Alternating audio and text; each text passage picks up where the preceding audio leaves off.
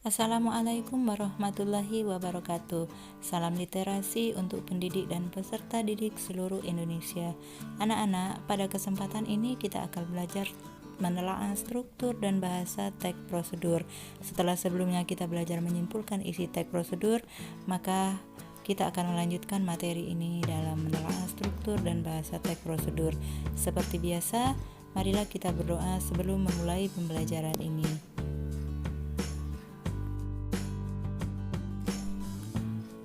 Teks prosedur terbagi menjadi 4 struktur. Yang pertama pendahuluan atau tujuan, yang kedua alat dan bahan, kemudian langkah-langkah, dan yang terakhir adalah penutup. Tujuan berisi hal apa yang akan dilakukan. Pada bagian ini, penulis mencoba menarik minat pembaca dengan cara menggunakan pilihan kata untuk menarik minat pembaca. Misal, kata-kata bermanfaat, mudah dibuat, murah meriah, tidak sulit bukan, dan sebagainya. Jadi kata-kata tersebut digunakan untuk menarik pembaca.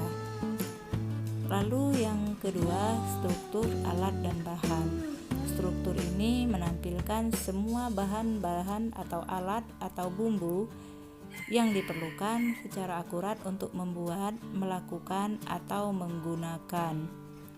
Jadi di sini harus dijelaskan semua alat, bahan, atau bumbu jika ia bersifat masakan, memasak, atau hal-hal lainnya.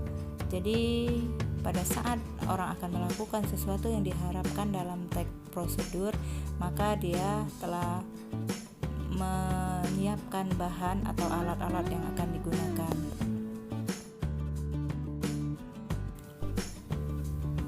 Selanjutnya struktur langkah-langkah. Pada bagian ini merupakan bagian inti dari teks prosedur.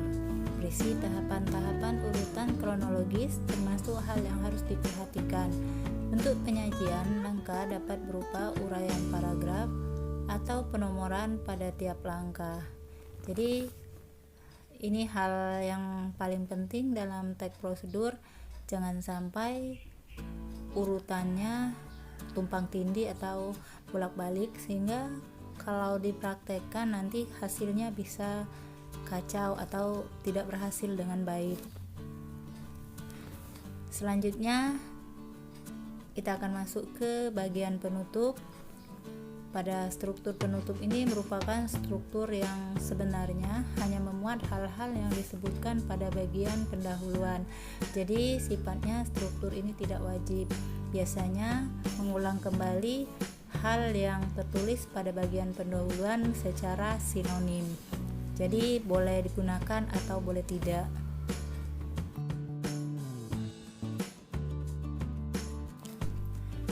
Selanjutnya kita akan masuk ke materi penggunaan bahasa dalam teks prosedur. Yang pertama, menggunakan kalimat perintah. Yang harus kita pahami adalah ada perbedaan antara pernyataan dan kalimat perintah. Berikut saya akan memberikan contohnya. Anda perlu mengikat tali dengan kuat. Itu kalimat pernyataan. Sedangkan kalimat perintah, ikatlah tali dengan kuat. Kalimat perintah biasanya kata kerjanya selalu berakhiran lah atau kan. Selanjutnya yang kedua, penggunaan bentuk pasif untuk proses. Misal, sayur yang teksturnya keras sebaiknya dimasukkan terlebih dahulu. Itu bentuk pasifnya. Penggunaan bentuk pasif biasanya untuk memberikan saran atau peringatan agar tidak terjadi kesalahan dalam melakukan hal yang tertulis pada teks prosedur. Selanjutnya, penggunaan kriteria batasan. Kriteria atau batasan bertujuan agar orang bisa melakukan seperti yang tertulis.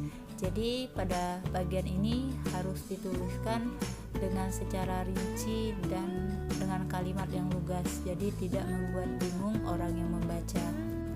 Jadi kesalahan pun dapat dihindari. Contoh, kocok putih telur tanpa batasan. Kocok putih telur hingga kaku. dengan batasan. Jadi dengan batasan-batasan itu orang bisa melakukan tepat sesuai yang akan diharapkan. Selanjutnya yang keempat, menggunakan kata keterangan cara, alat, dan tujuan. Kata keterangan atau adverbia yang digunakan pada teks prosedur biasanya hanya menambahkan kata dengan dan secara pada bagian yang terjadi. Contoh, ikat benang pada bambu secara menyilang. Berikutnya, tutup panci dengan rapat. Selanjutnya, menggunakan kalimat sarang atau larangan. Kalimat saran atau larangan ditandai dengan kata atau frase sebaiknya, hindari, jangan, jika tidak, atau kecuali jika. Contoh, sebaiknya gunakan api kecil. Jangan merebus terlalu lama. Selanjutnya, menggunakan kata penghubung, pelesapan, dan kata acuan. Contoh, bentuk adonan bulat-bulat, lalu panggang adonan sampai adonan berwarna kecoklatan.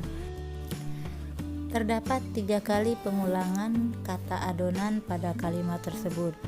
Sebenarnya kata adonan merupakan pelesapan atau kata acuan yang bisa kita hilangkan sehingga menjadi bentuk adonan bulat-bulat lalu panggang sampai berwarna kecoklatan. Jadi ada 2 kata adonan yang kita hilangkan. Pelesapan merupakan penghilangan bagian tertentu yang sama dalam satu kalimat yang sudah disebutkan sebelumnya. Nah, dalam hal ini saya memberikan contoh kata adonan yang terdapat pada kalimat sebelumnya. Yang terakhir, menggunakan akhiran i dan kan. Contoh, lumuri loyang dengan mentega atau lumurkan mentega pada loyang. Baiklah anak-anak, sudah cukup panjang pembahasan kita hari ini. Semoga pembelajaran kita pada hari ini bermanfaat. Kita bertemu kembali pada kesempatan berikutnya. Saya akhiri dengan ucapan wassalamualaikum warahmatullahi wabarakatuh.